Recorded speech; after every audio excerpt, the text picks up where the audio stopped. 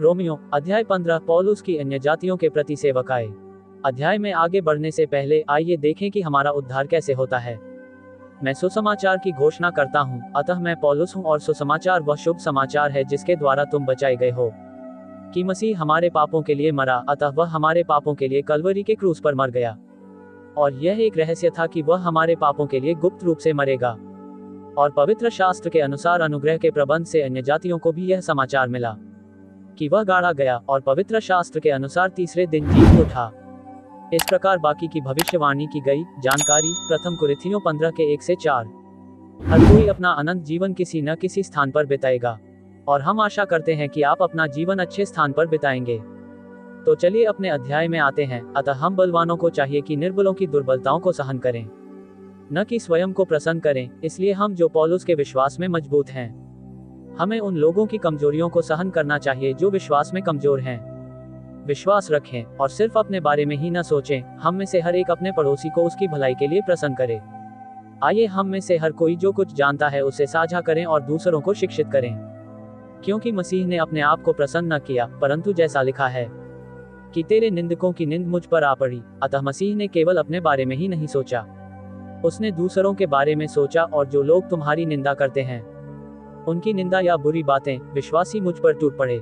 उसने दोष अपने ऊपर लिया। तो आइए इस पर थोड़ा गौर करें, क्योंकि जितनी बातें पहले से लिखी गईं, जैसे भजन संहिता 69 जिसका उद्धरण पौलुस ने दिया, वे हमारी ही शिक्षा के लिए लिखी गई हैं कि हम धीरज और पवित्र शास्त्र की शांति के द्वारा आशा रखें। अतः जब हम बाइबल को सही ढंग से विभाजित करके देखते हैं तो हमें ये जानकर सांत्वना मिल सकती है कि परमेश्वर ने इस्राएल से क्या कहा और साथ ही उसने हमसे क्या कहा। अधिनियम 9 में मुझे दिखाने दें कि अधिनियम 9 में कुछ भविष्यवाणी नहीं हुई थी। पुनर्जीवित स्वर्गारोहित महिमावान प्रभु यीशु मसीह क्रूस पर चढ़ने के 1 वर्ष बाद स्वर्ग से लौटे और तरसुस के शाऊल को दिखाई दिए, और उसका प्रकाश इतना तेज था कि तरसुस का शाऊल, जिसे पौलुस भी कहा जाता था, अंधा हो गया। परंतु उसने प्रभु को देखा और पूछा, तू कौन है? उसने कहा, मैं यीशु नासरी हूँ जिसे तू सताता है। और इसलिए शाऊल का मानना था कि नासरत का यीशु परमेश्वर का पुत्र था, और वह अतीत में पतरस के समूह अर्थात छोटे झुंड को सताता रहा था। परंतु अब उसने विश्वास किया और आत्मा पाया। तो ये प्रेरितों के अध्याय 9 में हुआ। जब मसीह का शरीर और अनुग्रह का वितरण शुरू हुआ, परमेश्वर ने लगभग 2000 वर्ष पहले इस कार्यक्रम को बदल दिया था, और लोग अभी भी पुराने कार्यक्रम के अनुसार जीने का प्रयास कर रहे हैं। मत्ती, मरकुस, लूका, यूहन्ना और आरंभिक प्रेरितों के कामों में मसीह की सांसारिक सेवकाई। इसलिए उसने अर्थात यीशु मसीह ने तरसुस के शाऊल को मसीह की एक देह का एक प्रेरित नियुक्त किया, और शैतान आश्चर्यचकित हुआ क्योंकि यह भविष्यवाणी की गई जानकारी थी।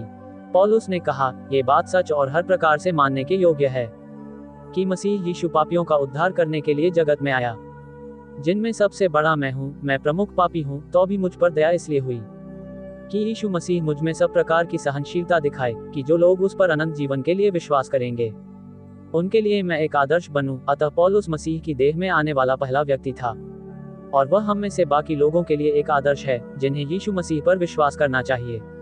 और वह पैटर्न है जिसका हम अनुसरण करते हैं। हमारा आध्यात्मिक जीवन अज्ञान के आधार पर नहीं चलेगा। सही ढंग से विभाजन करने से हम बाइबल की सभी आयतों को समझ पाते हैं और उन पर विश्वास कर पाते हैं। इसलिए आदम और हव्वा ने दूसरों पर दोष लगाया। आदम ने हव्वा को दोषी ठहराया और हव्वा ने सर्प को परमेश्वर के एक नियम को तोड़ने के लिए दोषी ठहराया। परंतु प्रभु ने कहा, हे पिता, उसका दोष मुझ पर डाल और वह मेरा धर्मीपन पाए। इसलिए उसने दोष अपने ऊपर ले लिया। पौलुस अब कहेगा अब, और वह अब कहेगा। इस अध्याय में कई बार अब का अर्थ है आज।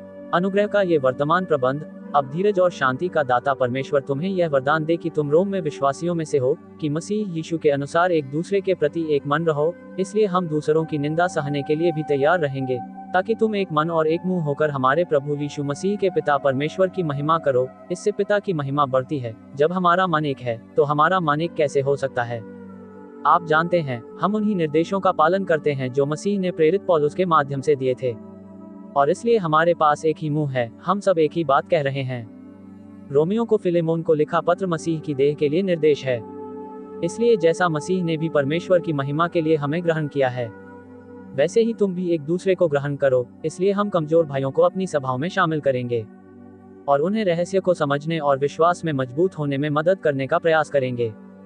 तो अब वह पौलुस कहता है, अब फिर से, अब मैं कहता हूँ कि यीशु मसीह परमेश्वर की सच्चाई के लिए खतना किए हुओं का सेवक था, ताकि जो प्रतिज्ञाएं बाप दादों से की गई थी उन्हें पुष्ट करे। ठीक है, तो यीशु मसीह अपने पिछले मंत्रालय में अतीत में था। पिछले समय में अपने सांसारिक मंत्रालय के दौरान वह खतना के लिए आया था, जो कि परमेश्वर की सच्चाई के लिए यहूदी हैं, पूर्वजों से किए गए वादों की पुष्टि करने के लिए, जो अब्राहम, इसहाक और याकूब हैं, और यहाँ तक कि दाऊद और भविष्यवाणी में अन्य हैं। नए राजा जेम्स क्या कहते हैं? अब मैं कहता हूँ कि जो प्रतिज्ञाएं बाप दादों से की गई थी उन्हें दृढ़ करने के लिए यीशु मसीह परमेश्वर की सच्चाई के लिए खतना किए हुए लोगों का सेवक बना। जेम्स कहते हैं कि नए राजा के बारे में ऐसा लग रहा है कि वह वर्तमान में यहूदियों का सेवक है। जब पौलुस ने किंग जेम्स बाइबल में कहा कि वह अतीत में यहूदियों का मंत्री था, तो अब वह पौलुस के माध्यम से सभी अन्य जातियों के लिए प्रशासक बन गया है। तो यहाँ मेरा चेहरा थोड़ा गुस्से से भरा है, उसके पागल चेहरे पर गुस्से से भरी भौहें हैं, क्योंकि नया किंग जेम्स संस्करण झूठा है और इसलिए हमारी आधुनिक बाइबलें, आधुनिक अंग्रेजी बाइबलें, हमें किंग जेम्स बाइबल का अध्ययन करने की जरूरत है। यह एकदम सही है और अन्य जाति भी दया के कारण परमेश्वर की महिमा करें। इसलिए वह यहूदियों को बचाने आया ताकि वे भविष्यवाणी में अन्य जातियों के लिए आशीर्वाद का माध्यम बन सकें। और पौलुस इसी पर काम जारी रखेंगे। फिर वह कहता है, हे अन्य जातियों, मेरे लोगों के साथ आनंद मनाओ। तो ये भजन उद्धृत है। यहाँ पर वह भजन 18 के 49 को उद्धृत कर रहा था, लेकिन अब वह भजन 117 को उद्धृत कर रहा है। इसलिए जो कुछ प्रभु ने किया है उसके कारण अन्य जाति भी यहूदियों के साथ आनंद मनाएंगे। और फिर, हे सब जाति जाति के लोगों, प्रभु की स्तुति करो। और हे सब लोगों, प्रभु की स्तुति करो। इसलिए भविष्यवाणी में प्रभु यीशु मसीह का सम्मान और प्रशंसा करो, क्योंकि भविष्यवाणी में यहूदी और अन्य जातीय हैं, जैसे कि रहस्य में यहूदी और अन्य जातीय हैं। और मैं फिर कहता हूँ कि इसी रीति से यिशै की एक जड़ प्रकट होगी और अन्य जातियों पर राज्य करने के लिए एक उठेगा। अन्य जातियां उस पर भरोसा रखेंगी। ठीक है, तो अब वह यशायाह 11:1 और 10 को उद्धृत कर रहा है। और यीशु मसीह यिशै का मूल था। यिशै राजा दाऊद का पिता था। लेकिन यहाँ यह उद्धरण व्यवस्था विवरण 32 के 43 से लिया गया है। मूसा के गीत का अंतिम पद तो ये तथ्य कि अन्य जातियों का उद्धार होने जा रहा था, इसकी भविष्यवाणी में की गई थी, लेकिन अब यह अन्य जातियों का है। उद्धार इजराइल के कार्यक्रम का एक हिस्सा है और हम इसे देखेंगे। तो यशायाह 11 के 10 में ये लिखा है, और उस दिन यिशै की एक जड़ उत्पन्न होगी जो लोगों के लिए एक झंडा होगी। इसलिए यीशु मसीह लोगों के लिए एक चिन्ह होगा। अन्य जाति लोग भी उसी की खोज में रहेंगे और उसका विश्राम महिमा में होगा। तो ये 1000 वर्ष के दौरान राज्य का विश्राम है जब मसीह पृथ्वी पर शासन करेगा। अतः जड़ ही जीवन का स्रोत है। अब पौलुस कहता है, अब आशा का परमेश्वर। तो अब अनुग्रह के इस वर्तमान प्रबंध में आशा का दाता परमेश्वर तुम्हें विश्वास करने में सारे आनंद और शांति से भर दे कि पवित्र आत्मा की सामर्थ्य से तुम्हारी आशा बढ़ती जाए। अतः अब अन्य जाति इस व्यवस्था में खुश रह सकते हैं और सभी प्रकार की खुशी और आशा रख सकते हैं, क्योंकि जब हम सुसमाचार पर विश्वास करते हैं तो हमारे अंदर पवित्र आत्मा होता है, जिससे हम इस आशा में बढ़ सकते हैं कि हम स्वर्गारोहित किए जाएंगे और प्रभु के साथ होंगे। और यह हमारे माध्यम से कार्य करने वाली पवित्र आत्मा की शक्ति से होता है। और हे मेरे भाइयों, मैं आप पौलुस तुम्हारे विषय में निश्चय जानता हूँ कि तुम भी भलाई से भरे हुए और सब प्रकार के ज्ञान से परिपूर्ण हो और एक दूसरे को चिता सकते हो। इसलिए उसे पूरा विश्वास है कि रोम के विश्वासी भलाई और सारे ज्ञान से परिपूर्ण हैं और परमेश्वर के वचन से एक दूसरे को चेतावनी देने में सक्षम हैं। क्योंकि हम एक दूसरे को कैसे चेतावनी दें? हम इसे बाइबल की आयतों के साथ करते हैं, और वे रोमियों के पास पहले से ही गलातियों, प्रथम और द्वितीय थिस्सलुनीकियों, प्रथम और द्वितीय कुरिन्थियों की प्रतियां थीं, और अब वे रोमियों को ये पत्र दे रहे हैं। अब उनके पास एक दूसरे को चेतावनी देने के लिए 6 पत्र होंगे। पौलुस ने कहा, संपूर्ण पवित्र शास्त्र परमेश्वर की प्रेरणा से रचा गया है और उपदेश और समझाने और सुधारने और धार्मिकता की शिक्षा के लिए लाभदायक है, ताकि परमेश्वर का जन सिद्ध बने और हर एक भले काम के लिए तत्पर हो जाए। दूसरा तीमुथियुस 3:16 और 17। अतः समस्त पवित्र शास्त्र में रोमियों की पुस्तक ही आधारभूत सिद्धांत है। इसीलिए बाइबल में परमेश्वर ने सबसे पहले रोमियों को लिखा, फिर कुरिन्थियों के पत्रों में फटकार लिखी और फिर गलातियों के पत्रों में सुधार लिखा। अतः बाइबल में दिया गया आदेश हमारे लाभ के लिए है। तो भी हे भाइयों, मैंने उस अनुग्रह के कारण जो परमेश्वर ने मुझे दिया है तुम्हें स्मरण दिलाने के लिए और भी अधिक साहस के साथ लिखा है। अतः पौलुस यीशु मसीह की प्रेरणा से लिख रहा है, क्योंकि उसे अन्य जातियों का प्रेरित होने का अधिकार दिया गया है, और इसलिए यह वह अनुग्रह है जो परमेश्वर ने उसे दिया है। यह मेरा कार्य है कि मैं अन्य जातियों के लिए यीशु मसीह का सेवक बनूं तथा परमेश्वर के सुसमाचार का प्रचार करूं। अतः वह अन्य जातियों के लिए यीशु मसीह का सेवक है, क्योंकि हमने अन्य जातियों के लिए पौलुस की सेवकाई के विषय में बात की थी। इस प्रकार यीशु मसीह खतना किए हुए यहूदियों का सेवक था। परंतु पौलुस रहस्य के दौरान अन्य जातियों के लिए यीशु मसीह का सेवक है और वह परमेश्वर के सुसमाचार का प्रचार कर रहा है, जो कि हमारे पापों के लिए यीशु मसीह की मृत्यु, गाड़ा जाना और पुनरुत्थान है, ताकि अन्य जातियों का बलिदान स्वीकार्य हो सके। पवित्र आत्मा द्वारा पवित्र किया जाना। पवित्र किए जाने का अर्थ है अलग किया जाना, क्योंकि हमारे अंदर पवित्र आत्मा है और आप जानते हैं हम परमेश्वर को उसकी सेवा के लिए समर्पित किए जाएंगे, न केवल इस पृथ्वी पर बल्कि भविष्य में भी। तो आइए पतरस के बारे में थोड़ी बात करें। पतरस छोटे झुंड का हिस्सा था। डरो मत छोटे झुंड, क्योंकि यह है तुम्हारे पिता को तुम्हें राज्य देने में प्रसन्नता हुई है। लूका 12:32 ताकि पृथ्वी पर राज्य। तो फिर जब प्रेरितों के काम 10 में कुरनेलियुस को बचा लिया गया, तो छोटे झुंड में यहूदी क्या कर रहे हैं? जो लोग स्तिफनुस के कारण पड़े सताव के कारण तितर बितर हो गए थे, वे फिरते फिरते वीनस और कुप्रुस और अंताकिया तक पहुंचे और केवल यहूदियों को सुसमाचार सुनाते रहे। प्रेरितों के काम 11:19। अतः प्रेरितों के काम 11 में कुरनेलियुस के बचाए जाने के बाद यहूदी अभी भी केवल यहूदियों को ही प्रचार कर रहे हैं, क्योंकि वे जानते हैं कि यहूदियों को याजकों का राज्य बनना है, ताकि वे पृथ्वी पर राज्य के दौरान आशीर्वाद और भविष्यवाणी का माध्यम बन सकें। आप जानते हैं पृथ्वी पर 1000 वर्ष अन्य जातियों की सेवा करने के लिए। तो यहाँ बाइबल की समय रेखा है और हम उस भविष्यवाणी रहस्य को देख सकते हैं। भविष्यवाणी वह है जिसमें उत्पत्ति से लेकर प्रकाशित वाक्य तक बाइबल का वर्णन किया गया है। अतः भविष्यवाणी उत्पत्ति से लेकर प्रेरितों के काम 9 तक जाती है। जब पौलुस दमिश्क के मार्ग पर बचा लिया गया था, फिर हम ये देखेंगे कि प्रेरितों के अध्याय 15 में छोटा झुंड अर्थात पतरस का समूह, जिसने स्तिफनुस को पत्थरवाह करने में भाग नहीं लिया था परंतु प्रचार करना जारी रखा था, रोक दिया जाएगा। अतः हम अनुग्रह के उस युग में रह रहे हैं जो तब आरंभ हुआ जब यीशु मसीह दमिश्क के मार्ग पर पौलुस के सामने प्रकट हुए, और तब समाप्त होगा जब यीशु मसीह कलीसिया अर्थात मसीह की देह को स्वर्गारोहित करने के लिए पुनः प्रकट होंगे। तो हम यीशु मसीह के इन 2 प्रकटनों के बीच एक विशाल कोष्ठक में रह रहे हैं जिसे कहा जाता है पर अब, और हम वे लोग हैं जो स्वर्ग में रहेंगे स्वर्गारोहण के बाद। हम पृथ्वी पर अपनी सेवा के मूल्यांकन के लिए मसीह के न्याय आसन पर जाते हैं। फिर थोड़ा समय बीत जाएगा, फिर क्लेश 7 वर्षों का क्लेश जो विलंबित या स्थगित कर दिया गया था तब शुरू होगा, जब मसीह विरोधी नवनिर्मित मंदिर में पशु बलि चढ़ाने के लिए इस्राएल के साथ 7 साल की वाचा पर हस्ताक्षर करेगा। फिर उन 7 वर्षों के बाद यीशु मसीह का दूसरा आगमन हुआ और उन्होंने पृथ्वी पर अपना 1000 वर्ष का शासन स्थापित किया। और इस प्रकार हम जिन पुस्तकों का अनुसरण करते हैं वे हैं रोमियो से फिलेमोन तक। लेकिन हमारे उत्साह के बाद इब्रानियों को प्रकाशित वाक्य यहूदियों को जीवित रहने में मदद करेगा। फिर क्लेश से होकर राज्य में प्रवेश करना। अतः स्तिफनुस को पत्थर मारने की घटना के बाद एक अतिव्यापन हुआ। प्रेरितों के काम 7 में इस्राएल राष्ट्र का पतन हो गया, लेकिन पतरस और 11 प्रेरित तब तक काम करते रहे जब तक कि प्रेरितों के काम 15 में उन्हें रोक नहीं दिया गया। इसलिए प्रेरितों के काम 15 में यरूशलेम की परिषद में छोटे झुंड को रोक दिया गया। इस प्रकार 9वें और 15वें अंक के बीच ओवरलैप था। एक विश्वासी को पौलुस के समूह में या पतरस के समूह में बचाया जा सकता था। यह इस बात पर निर्भर करता था कि उसने कौन सा सुसमाचार सुना था। इस प्रकार कुरनेलियुस को बचाकर पतरस के समूह में शामिल कर लिया गया। ठीक है, आइए देखें कि हम कहाँ थे। ठीक है, इसे खत्म करो। ठीक है, सो मेरे पास वह है जिससे मैं उन बातों के विषय में जो परमेश्वर से संबंध रखती हैं यीशु मसीह के द्वारा घमंड कर सकूं, चूंकि वह अन्य जातियों का प्रेरित है। इसलिए वह उन बातों में गौरव महसूस कर सकता है जिन्हें करने के लिए परमेश्वर ने उसे चुना है, क्योंकि मैं उन बातों के विषय में कहने का साहस नहीं करूंगा जो मसीह ने अन्य जातियों को वचन और कर्म से आज्ञाकारी बनाने के लिए मेरे द्वारा नहीं कराई। इसलिए वह किसी भी बात पर गौरव नहीं करना चाहता है जिस पर मसीह ने उसके द्वारा कार्य नहीं किया है, ताकि अनुग्रह के प्रबंध में अन्य जातियों को आज्ञाकारी बनाया जा सके, ताकि वे पौलुस द्वारा दिए गए वचन निर्देशों का पालन करें और उन निर्देशों के अनुसार कार्य करें, जैसे कि जानकारी को साझा करना। परमेश्वर की आत्मा की सामर्थ्य से बड़े बड़े चिन्हों और अद्भुत कामों के द्वारा मैंने यरूशलेम से लेकर चारों ओर इल्लुरिकुस तक मसीह के सुसमाचार का पूरा प्रचार किया।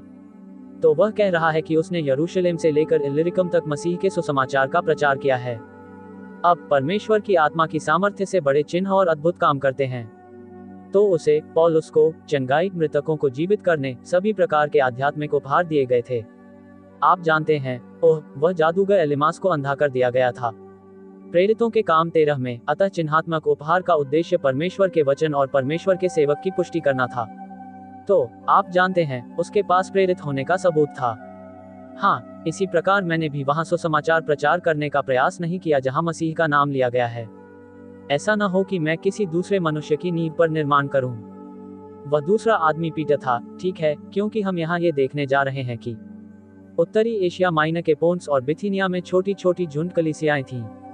परंतु पौलुस यरूशलेम से चला गया था और उसने इल्लिरिकम तक प्रचार किया था, जो कि डाल्मेशियन तट है तथा भूतपूर्व यूगोस्लाविया का क्षेत्र है। और फिर वह नीचे आने वाला है और वह ग्रीस के पश्चिमी तट से नीचे आने के बाद कुरिथ आ गया है। और अब वह उनके लिए कुछ धन लेकर यरूशलेम वापस जाना चाहता है और उसके बाद वह रोम जाना चाहता है, और फिर जब वह रोम से स्पेन के रास्ते में होगा तो हम ये देखेंगे, परंतु जैसा लिखा है, जिनसे उसका वर्णन नहीं हुआ वे देखेंगे और जिन्होंने नहीं सुना वे समझेंगे। इसी कारण से मुझे तुम्हारे पास आने में बहुत रुकावट हुई है।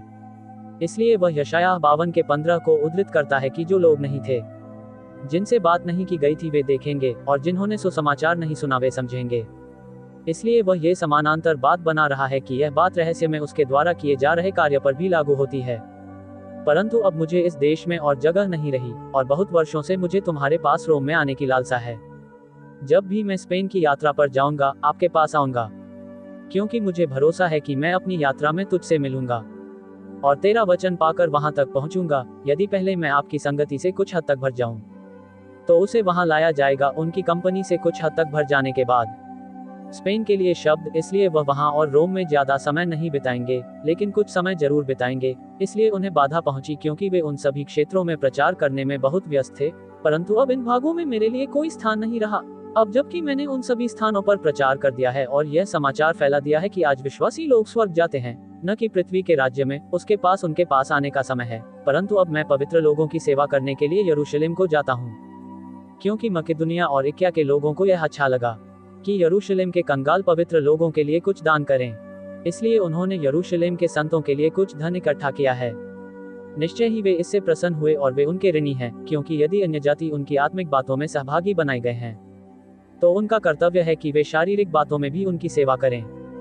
अतः वह कह रहा है कि अन्य जातियों पर छोटे झुंड के विश्वासियों का ऋण है, क्योंकि अब वे उनकी आत्मिक चीजों में सहभागी हो चुके हैं, जैसे कि अनंत जीवन, उनमें पवित्र आत्मा का वास, उनके द्वारा गोद लिए गए पुत्र, और आप जानते हैं सदा के लिए परमेश्वर के साथ रहना, परंतु स्वर्ग में, पृथ्वी पर नहीं। अतः अब अन्य जातियों का कर्तव्य है कि वे भौतिक वस्तुओं की सेवा करें और उन छोटे झुंड के विश्वासियों की सहायता करें जो सोचते हैं कि वे क्लेश में जा रहे हैं।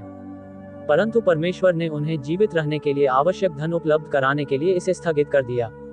इसलिए जब मैं ये काम पूरा कर लूंगा और उन्हें ये फल दे दूंगा तो मैं तुम्हारे पास से होकर स्पेन जाऊंगा। इसलिए जब मैं उन्हें उस अंशदान से एकत्रित धन दे दूंगा तब मैं आपके पास आऊंगा, उसके बाद मैं तुम्हारे पास आऊंगा, और मुझे पूरा विश्वास है कि जब मैं तुम्हारे पास आऊंगा तो मसीह के सुसमाचार की भरपूर आशीष के साथ आऊंगा। अतः किसी तरह मसीह ने पौलुस को यह संदेश दिया कि जब वह रोम पहुंचेगा तो वह मसीह के सुसमाचार की आशीष की परिपूर्णता के साथ आएगा। वह सारे रहस्य को समझ गया होगा, भले ही वह सब लिखित रूप में न हो। अब हे भाइयों, मैं तुमसे प्रभु यीशु मसीह के नाम पर और आत्मा के प्रेम का स्मरण करके विनती करता हूँ कि मेरे लिए परमेश्वर से प्रार्थना करने में मेरे साथ मिलकर प्रयास करते रहो। और इसलिए वह अपनी प्रार्थनाओं के साथ साथ विशिष्ट मध्यस्थता प्रार्थना की भी मांग कर रहा है। और वहाँ 3 चीजें होंगी। एक, कि मैं यहूदिया के अविश्वासियों से बचा रहूं, ऐसा न हो कि मैं अविश्वासी यहूदियों के हाथ से मारा जाऊं, और जो सेवा मैं यरूशलेम के लिए करता हूं वह पवित्र लोगों को ग्रहण की जाए, कि वे दान पाएं और विश्वासी लोग दान पाएं। और तीसरा ये कि मैं परमेश्वर की इच्छा से आनंद के साथ तुम्हारे पास आऊं और तुम्हारे साथ विश्राम पाऊं, कि वह रोम आ सकेगा और उनसे ताजगी पा सकेगा। अब शांति का परमेश्वर तुम सबके साथ रहे, आमीन। तो ये था पौलुस की प्रार्थनाओं का उत्तर मिला, और वे थे, लेकिन पहले मैं आपको दिखा दूं कि प्रेरितों के काम 16 में पौलुस को लिटिल फ्लॉक चर्च क्षेत्र में जाने से रोका गया था, जब वे फ्रूगिया और गलतिया देश से होकर गए और पवित्र आत्मा ने उन्हें एशिया में वचन सुनाने से मना किया। तो मूसिया में पहुंचकर उन्होंने बितुनिया में जाना चाहा, परंतु आत्मा ने उन्हें जाने न दिया। प्रेरितों के काम 16 के 6 और 7। इसलिए अपनी दूसरी प्रेरितिक यात्रा पर उन्हें बितुनिया जाने की अनुमति नहीं दी गई। ठीक है, जब वे मैसिया में थे तो आप जानते हैं उसका सपना था मैसेडोनियन आदमी का, और इसलिए वे मैसेडोनिया चले गए और इस तरह सुसमाचार यूरोप में फैल गया। पौलुस का सुसमाचार ठीक है। तो अब हम देख रहे हैं क्या पौलुस की प्रार्थना का उत्तर मिला और वह सिरैक्यूज में उतर गया। अब हम प्रेरितों के अध्याय 28 को देखने जा रहे हैं। यद्यपि पौलुस ये पत्र प्रेरितों के अध्याय 20 में लिख रहा है तो सिरैक्यूज इटली में है। इटालियन सिरैक्यूज कहाँ है? सिरैक्यूज सिसिली में है। तो वे थोड़ा सा रास्ता बनाएंगे, वे पैर के अंगूठे के चारों ओर जाएंगे, वे जा रहे हैं और फिर वे पाटुली तक जाएंगे। आप जानते हैं वे वहां उतरने वाले हैं जो रोम का बंदरगाह है, लेकिन ये काफी दूर है और यहीं पर 3 शराबखाने और एपी फोरम के बीच में है। हम वहां 3 दिन रुके और वहां से एक दिशा सूचक यंत्र लेकर रेजिम पहुंचे और 1 दिन के बाद दक्षिणी हवा चली और हम अगले दिन रोम के लिए बंदरगाह पुटेओली पहुंचे। परंतु अभी भी हमें बहुत दूर जाना था जहां हमें भाई मिले और हमसे अनुरोध किया गया कि हम उनके साथ 7 दिन तक रहें और इसलिए हम रोम की ओर चले जहां वे अब चल रहे हैं। वहां से भाई हमारा समाचार सुनकर हमारी भेंट करने को एपी फोरम और 3 सराय तक आए और उन्हें देखकर पौलुस ने परमेश्वर का धन्यवाद किया और ढाढ़स बांधा। इसलिए वह ये देखकर बहुत प्रसन्न हुआ कि रोम के संत जिनके पास उसने रोम के पत्र भेजे थे दूर दूर से उससे मिलने आ रहे थे और पौलुस की प्रेरिताई का आदर कर रहे थे। जब हम रोम पहुंचे तो सूबेदार ने बंदियों को अंगरक्षकों के सरदार के हाथ सौंप दिया, परंतु पौलुस को एक सैनिक के साथ अकेले रहने की अनुमति दी गई जो उसे बंदी बनाकर रखता था। तो ये है अधिनियम 28 के 12 से 16 तक। इसलिए पौलुस अपने किराए के मकान में रहने लगा। अतः वह रोम पहुंच गया। उसने यरूशलेम में पवित्र लोगों को धन सौंप दिया था और वह अभी भी जीवित था। इस प्रकार उनकी प्रार्थनाएं स्वीकार हो गईं। अब मैं प्रेरितों के काम 15 में यरूशलेम परिषद पर नजर डालना चाहता हूँ, जहां पौलुस, बरनबास और तीतुस ने पतरस, जिसे कैफा भी कहा जाता है, और यूहन्ना और याकूब से मुलाकात की, क्योंकि यरूशलेम परिषद में उनकी सहमति गलातियों में लिखी गई थी। परंतु इसके विपरीत जब उन्होंने देखा कि जैसा खतना किए हुए लोगों का सुसमाचार पतरस को सौंपा गया था, वैसा ही खतना रहित लोगों का सुसमाचार भी मुझे सौंपा गया है। इस प्रकार पौलुस ने अन्य जातियों के लिए खतना रहित लोगों का सुसमाचार सुनाया और पौलुस और पतरस ने यहूदियों को खतना का सुसमाचार प्रचार किया, क्योंकि जिसने खतना किए हुए लोगों के लिए पतरस में प्रेरिताई का काम प्रभावशाली ढंग से किया, वही मुझ में अन्य जातियों के लिए भी प्रभावशाली ढंग से काम किया। इसलिए हमारे पास अलग अलग संदेशवाहक हैं, पौलुस और पतरस, और अलग अलग सुसमाचार और यीशु मसीह दोनों में अलग अलग दर्शकों के लिए काम कर रहे हैं। और जब कैफा को मालूम हुआ और याकूब और कैफा और यूहन्ना ने जो खंभे समझे जाते थे उस अनुग्रह को जाना जो मुझे हुआ था, अतः छोटे झुंड के विश्वासियों को पवित्र आत्मा द्वारा ये पहचानने का अवसर मिला कि परमेश्वर पौलुस के साथ कुछ विशेष कार्य कर रहा था। उन्होंने मुझे और बरनबास को संगति का दाहिना हाथ दिया कि हम अन्य जातियों के पास जाएं। ये सभी खोए हुए यहूदी और अन्य जाति हैं, और वे खतना किए हुए लोगों के पास गए, खतना किए हुए लोगों के पास जो बचाए गए थे, जो पहले से ही बचाए गए थे, क्योंकि वे खोए हुए यहूदी नहीं थे जो आराधनालयों में थे। फिर भी वे यही चाहते हैं कि हम गरीबों को याद रखें, वे उनके अपने गरीब हैं। वह हमें वही जानना चाहिए जो मैं भी जानना चाहता था। गलातियों 2 के 10 तो ये 2:7 से 10 तक है। इसलिए पौलुस भी छोटे झुंड की मदद करना चाहता था और अब वह अपनी बात पर कायम है और वह उन्हें वह पैसा देने जा रहा है। इसलिए ये जानना महत्वपूर्ण बात है कि एक क्रूस के द्वारा मसीह ने 2 समूहों को बचाया।